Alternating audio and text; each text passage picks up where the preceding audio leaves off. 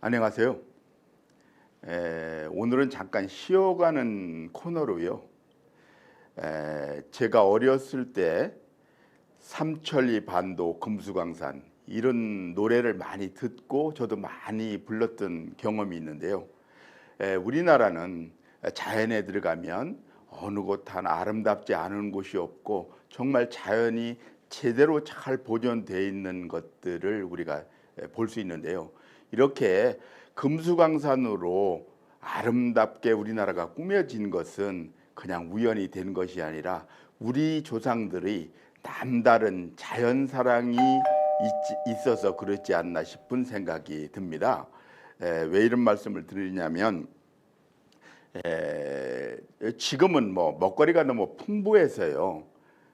무엇을 먹을까를 염려하는 것이 아니라 어떤 것을 먹으면 안 되지, 애들한테 어떤 것을 먹이면 안 되지, 이것을 고민하는 시대인데요. 제가 어렸을 때만 해도 정말 먹거리가 귀했거든요. 간식은 두말할 것도 없고 주식까지도 어려움을 겪을 시기가 있었는데요. 그때 최고의 간식은, 최고의 먹거리는 김밥이었던 걸로 기억이 됩니다. 지금은 흔한 김밥이 제가 어렸을 때만 해도 1년에 자라야 두세 차례, 많으면 서너 차례 먹을 수 있는 특식이었는데요. 그때가 언제냐면 소풍 갈 때, 아니면 운동회 할 때, 그때 어머니가 특별히 싸준 김밥을 먹었던, 아주 맛있게 먹었던 기억이 있습니다.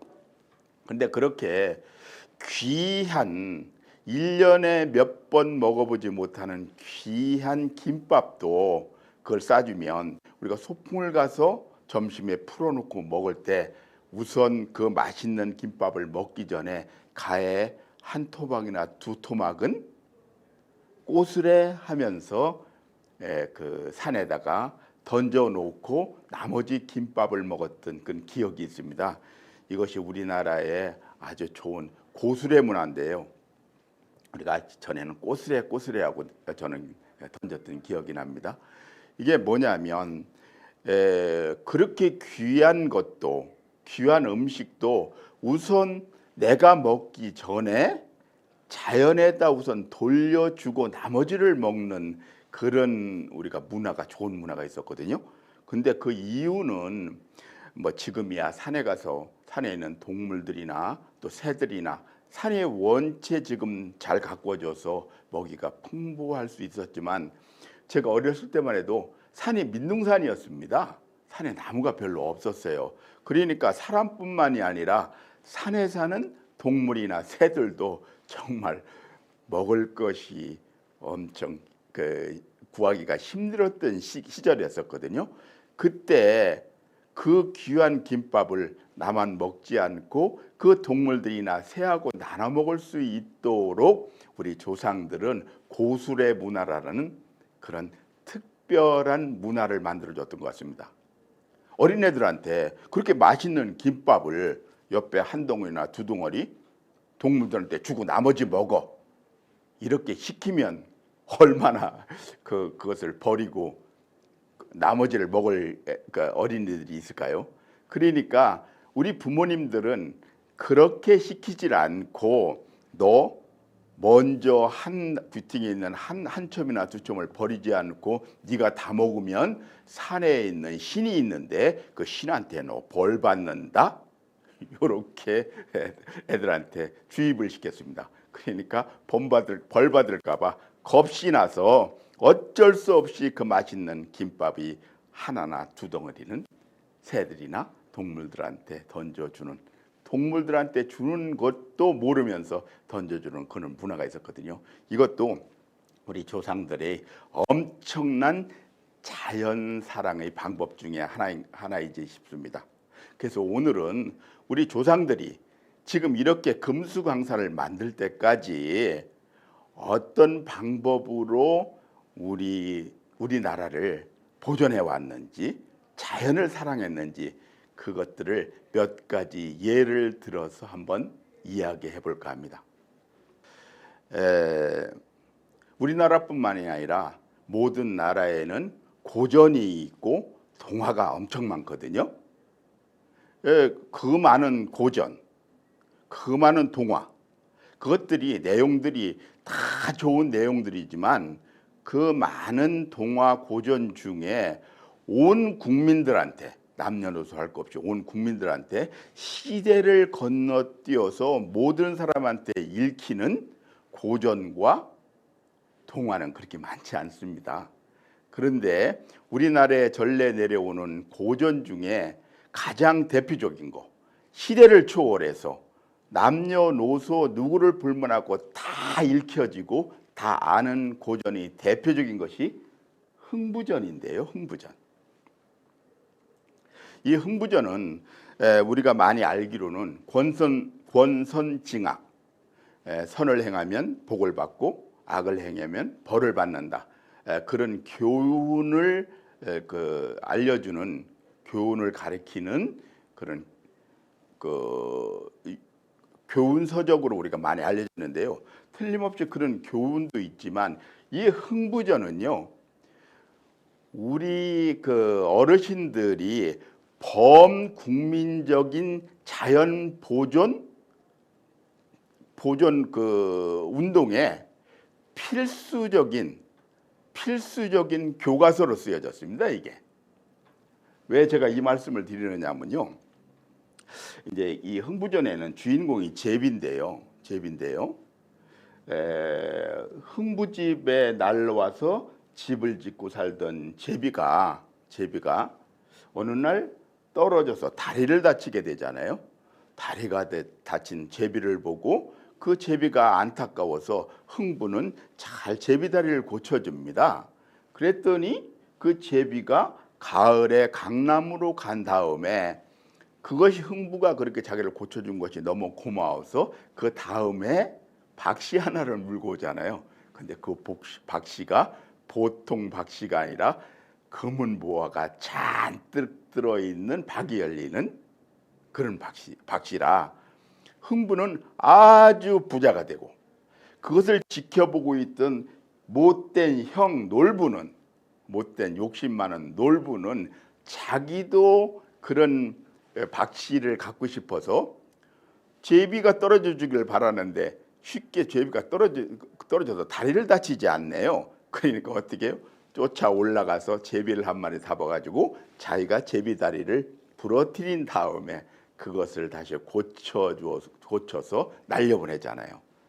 그랬더니 이 놀부가 고쳐준 이 제비도 그 다음에 봄에 놀부한테도 박씨를 하나 물어다 줍니다. 이게.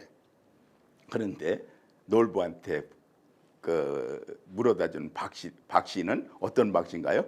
금은 보화가 있는 박씨가 아니라 그 안에 도깨비도 있고 이런 아주 흉악한 박씨를 물어다 주잖아요.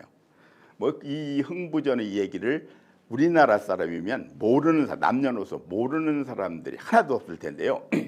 여기에 중요한 우리 조상들이 자연 보존을 위한 아주 중요한 여기 그 의미가 담겨 있습니다.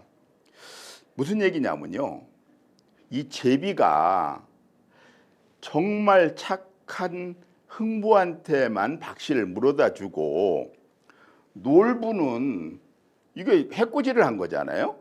나쁜 짓을 한 거잖아요. 나쁜 짓을 했으니까 박씨를 물어다 두지 않았다면 이것이 자연사랑의 교과서가 되지 않습니다. 그런데 이 제비는 흥부한테도 박씨를 물어다 주고 놀부한테도 박씨를 물어다 준다는 것이 이게 아주 중요합니다. 지금은 아파트에 살고 이제 도심이 이렇게 많이 커져서 제비 보기가 쉽지 않은데요. 제가 어렸을 때만 해도 마을에는 봄 되면 많은 제비들이 날라와서 처마 밑에 집을 짓거든요. 우리 조상들은요, 제 어렸을 때만 해도 마찬가지입니다. 많은 동물들과 어우러져서 같이 사는데요. 그 중에 제일 귀찮은 동물이 있다면 그것이 제비였습니다. 제비. 왜냐하면 참새도 처마 밑에 살지만 이 제비는 꼭 사람이 사는 집에서만 사는데 그 집 중에서도 마루 처마 위, 처마 밑, 사람이 들락날락거나 안방에 들락거리는 그 마루 위에다 집을 짓습니다. 이놈들이 사람을 두려워하지 않아요. 그러니까 거기다 집을 지면 그 텀 마루에 제비똥이 엄청 떨어집니다. 이게.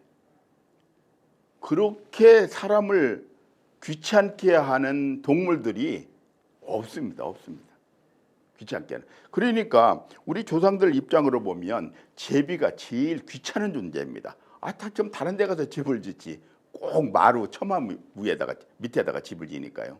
그러니까 얼마나 제비가 미웠겠습니까? 얼마나 제비를 없애고 싶었겠습니까? 그걸 우리 조상들은 해학적으로 자연 보호가요. 요즘에는 자연 보호라는 말이 엄청 유행하지 않습니까? 그리고 단체도 많이 생기고 그래서 많은 자연 보호 단체들이 이 시간을 정해서 많은 자연 보호 활동을 하는데요. 이렇게 누가 주도를 해서 또 반강제적으로 그렇게 하면은 모든 그 활동들이 오래를 못 가잖아요. 근데 우리 조상들은 자발적으로 할 수 있도록 그것이 억지가 되지 않도록 자연 보호라는 말, 자연 보존이라는 말을 쓰지 않고도 자연을 알아서 우러나서 보존할 수 있도록 그렇게 해학적으로 자연을 사랑해 왔던 것 같습니다.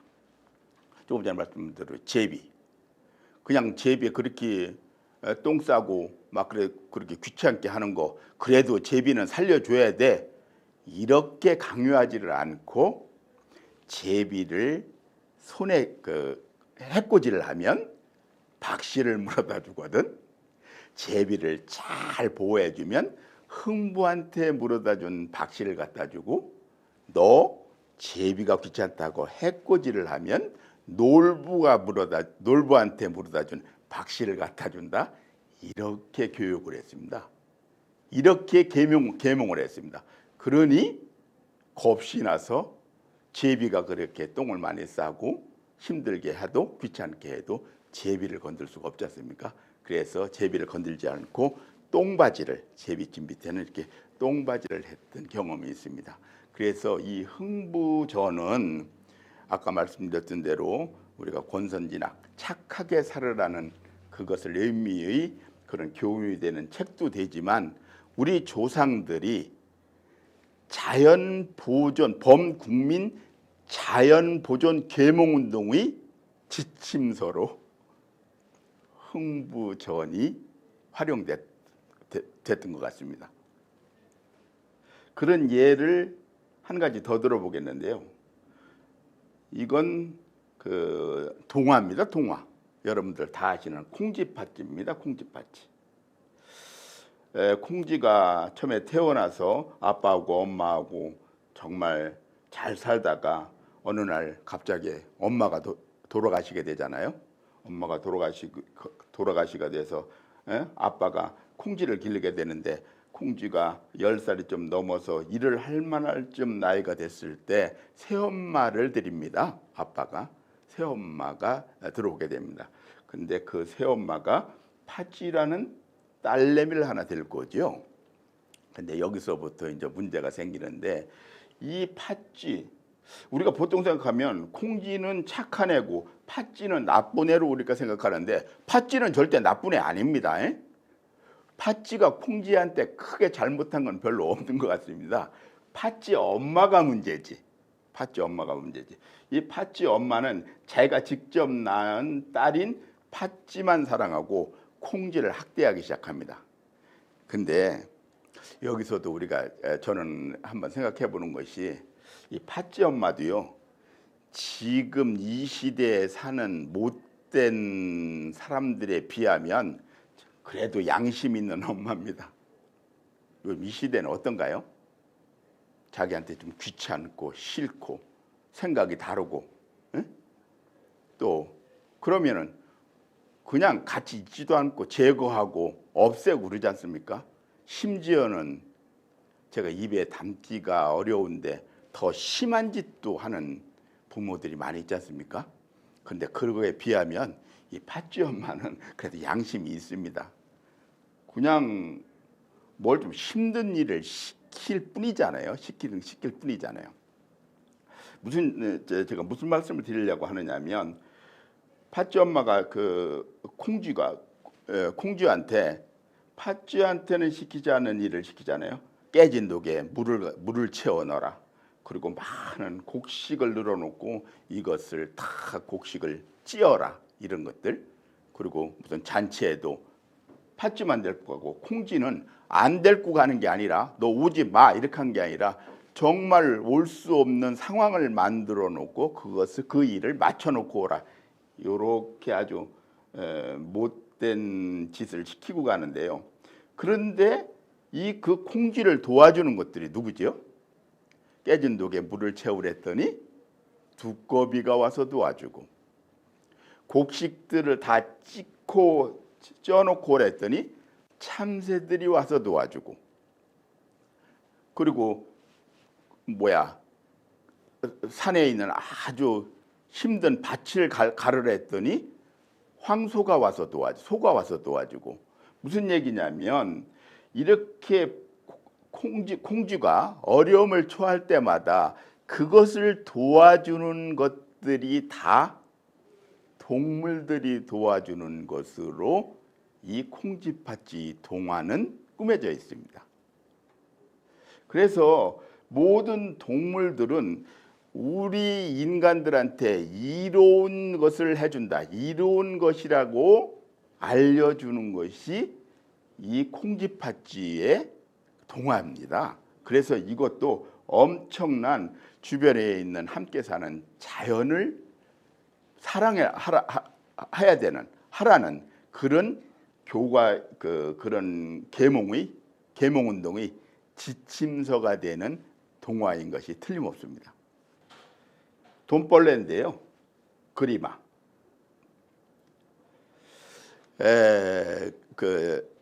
제가 어렸을 때 이제 집에 지금 아파트가 아니지 않습니까? 다 그냥 목조주택, 허름한 집에서 다 살았는데요. 그렇게 되면 앞마당에 풀도 있고 막 이러니까 이 벌레들이 방 안으로 많이 들어옵니다. 그런데 그 중에 제일 많이 집 안으로 들어오는 벌레가 이 돈벌레입니다. 그리마. 왜냐하면 다른 벌레하고 그리마는 좀 달라서 그리마는 따뜻한 곳을 좋아합니다. 따뜻한 곳에서 주로 삽니다. 그러니까 이 그리마는 자꾸 방 안으로 들어옵니다. 그래서 집 안으로 들어오는 곤충 중에 제일 자주 들어오는 것이 이 그리마인데요. 그럼 귀찮지 않습니까? 이거 없애고 싶은 마음이 들지 않겠습니까? 그런데 우리 조상들은 이렇게 제일 자주 찾아오는 이 벌레를 돈벌레라고 이름을 붙였습니다. 그래서 우리 부모님들까지만 해도요, 이 벌레 집에 들어오면 절대 못 죽이게 했습니다. 이 그리마가 들어오면, 돈벌레가 들어오면 돈이 생긴다고. 이것도 이 벌레 하나까지 우리가 마음대로 하지 못하게 하는 우리 조상들의 자연 보전, 자연 사랑의 한 방법이었던 것 같습니다. 까치밥인데요, 아까 처음에 말씀드렸던 대로 제가 어렸을 때만 해도 50년대, 60년대 이때까지만 해도 정말 우리가 먹을거리가 정말 궁했거든요. 특히 겨울서부터 이른 봄, 보릿고개가 있는 그 봄까지는 정말 먹을 것이 없는 힘든 시기였습니다. 그때 우리 배를 채워줬던 것은 이제 감자나 고구마나 과일 중에서는 비싼 과일은 먹을 수 없고 뒷마당에 또 뒷동산에 있는 이 감이 제일 흔했는데요. 그래서 가을 되면 감을 다 따다가 일부는 껍질을 벗겨서 꽃감을 만들어서 주렁주렁 매달아 놓고, 또 일부는 아직 익지 않은 감을 따다가 이렇게 박스 상자에다가 이렇게 집어넣어 놓고 카바이트라는 그런 것들을 뿌려 놓으면은 한 겨울에 홍시가 됩니다. 홍시가 지가 익어서. 그러면은 그것이 한 겨울을 우리가 나는데 배도 든든하게 채워주고 또 간식거리로 엄청 좋은 것이 많이 쓰여진 것이 이 감인데요. 근데 가을에 감 수확을 할 때 어느 집이나 어느 누구나 그 귀한 감을, 우리가 겨울 양식이 될 수 있고 간식이 될 수 있는 그 감도 모두 따는 법은 전혀 없습니다. 맨 위에 있는 이렇게 감 몇 개는 항상 남겨둡니다. 그것이 뭐라 하죠? 까치밥이라 하지 않습니까? 까치밥이라 하지 않습니까? 아무리 내가 먹거리가 궁해도, 내가 간식거리가 궁해도 감나무 위에 있는 몇 개는 그냥 남겨둬서 한 겨울 눈이 속히 내리면 새들이 먹을 거리가 없어서 새들이 문제인데, 그때 얘들 겨울을 나게 만들어주는 그런 여유를, 그런 배품을 우리 조상들은 가지고 있었던 것 같습니다. 그래서 이 까치밥도 우리 조상들이 자연 사랑에 엄청난 하나의 교훈이 되는 그런 것이 아닌가, 그렇게 생각이 됩니다. 당산나무인데요. 당산나무. 지금도 시골 마을을 가면 마을 초입에, 마을 입구에 어디나 거의 대부분 이렇게 엄청이 큰 당산나무, 고목나무들이 거의 하나씩 있습니다. 이게 마을 입구에 있습니다. 이게 사람들이 사는. 근데 요것도 우리 조상들이 자연 보존에 엄청 큰 일을, 이 나무를 보존하기 위해서 큰 일을 했던 것을 우리가 생각할 수 있습니다. 우리가 어렸을 때는요, 석유가 우리나라는 한 방울도 안 나지 않습니까? 그러니까 석유는 뭐 숫자 있지도 않았고 석탄조차도 엄청 귀할 시절입니다. 그래서 모든 우리나라 백성들은 산에 가서 나무를 해다가 집도 짓고 그 나무로 화목으로 땔감을 썼습니다. 그래서 이 나무는 우리 민족에 없어서는 안 될 아주 소중한, 살아가는데 꼭 필요한 것이 이 나무였습니다.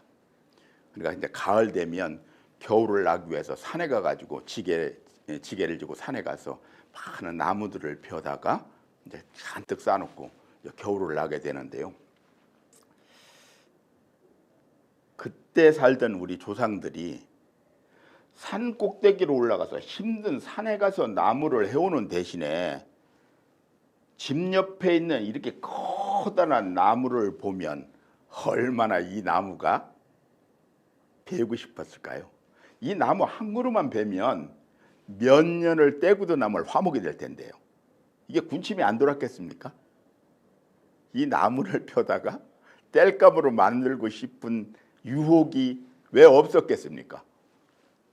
산에 갈 필요도 없고 이렇게 큰 나무니까 하나만 벼도 몇 년을 뗄 수 있을 텐데 그냥 내비뒀으면 마을 주변에 있는 이렇게 큰 나무들이 하나도 안 남아났겠죠. 그러니까 이 나무를 보호하기 위해서 우리 조상들은, 부모들은 어떻게 했나요?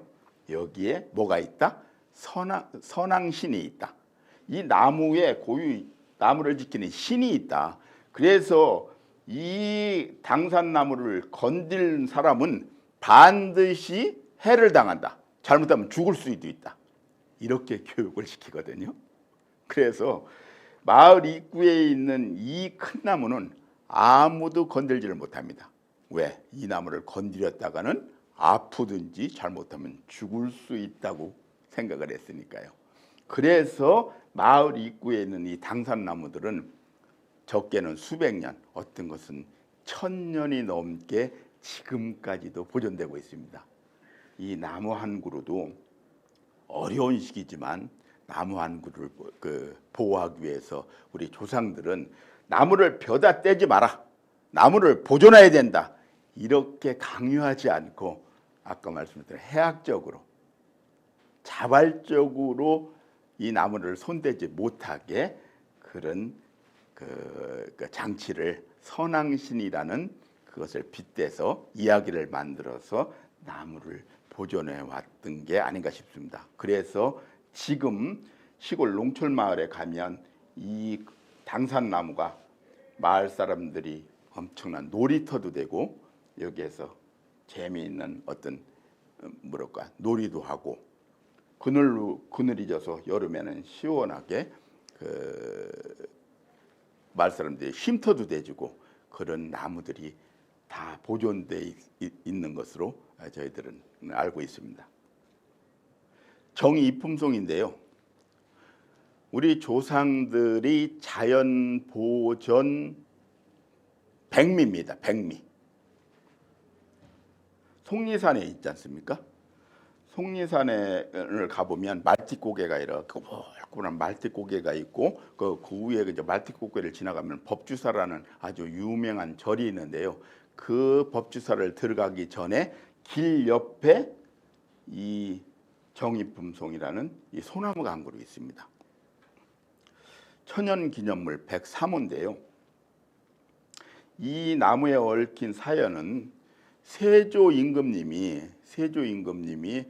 몸에 병이 있어서 이제 속리산으로 요양을 떠나시는데 가마를 타고 옛날에는 가마를 타고 뒤에 신하들이 쭉 따라오는 신하들을 거느리고 이제 속리산을 들어가시는데 가마를 타고 임금님이 가마를 타고 지나가는 길목에 소나무가 한 그루 있는 거예요. 소나무가.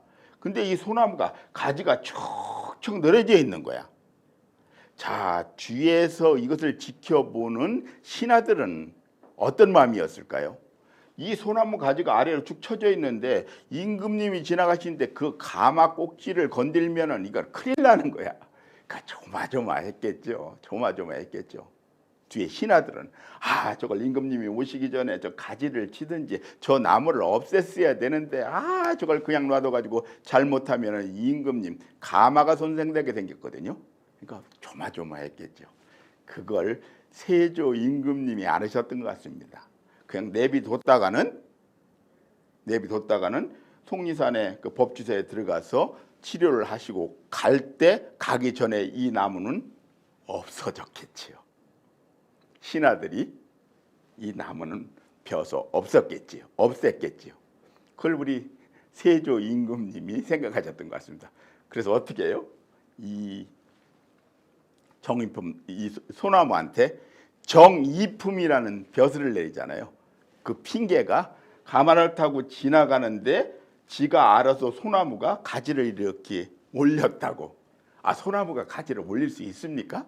그건 말도 안 되는 얘기죠. 그런데 그렇게 임금님이 지나가시니까 이 소나무가 지가 알아서 이렇게 가지를 올렸다는 말을 만들어내서 이 소나무를 보호하게 되고 그냥 보호한 것도 아니고 정이품이라는 벼슬을 줬지 않습니까?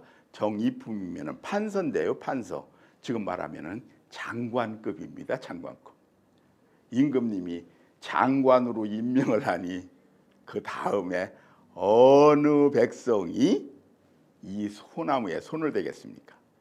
그래서 지금까지도 이 정이품송은 아주 이렇게 아름다운 수영을 갖추면서 보존이 돼 있고 600년 동안 지금 잘 살아오고 지금 천연기념물 103호로 지정이 되어 있습니다.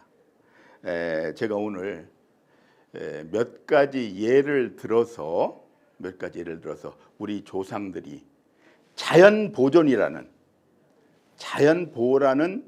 그런 단어를 쓰지는 않았지만 자발적으로 백성들이 알아서 자연을 보존할 수 있는, 자연을 사랑할 수 있는 그런 어떤 여러 가지 동화를 만든다든지 구전을 고전을 만든다든지 이런 여러 가지를 통해서 자연을 보존해 와 주었기 때문에 지금 후대에 사는 우리들은 삼천리 반도 금수강산을 마음껏 누리면서 살 수 있지 않았나 싶습니다. 지금 이 시대에도 다음 세대를 위해서 이런 해학적인 정말 재미있으면서도 자발적으로 자연을 보존할, 우리 주변에 있는 자연을 보존할 수 있는 그런 운동들이 지속적으로 좀 일어났으면 좋겠습니다. 오늘은 우리 조상들이 자연 사랑에 대해서 한번 이야기를 해봤습니다. 다음에는 다른 이야기로 또 자연 이야기를 해볼까 합니다. 고맙습니다.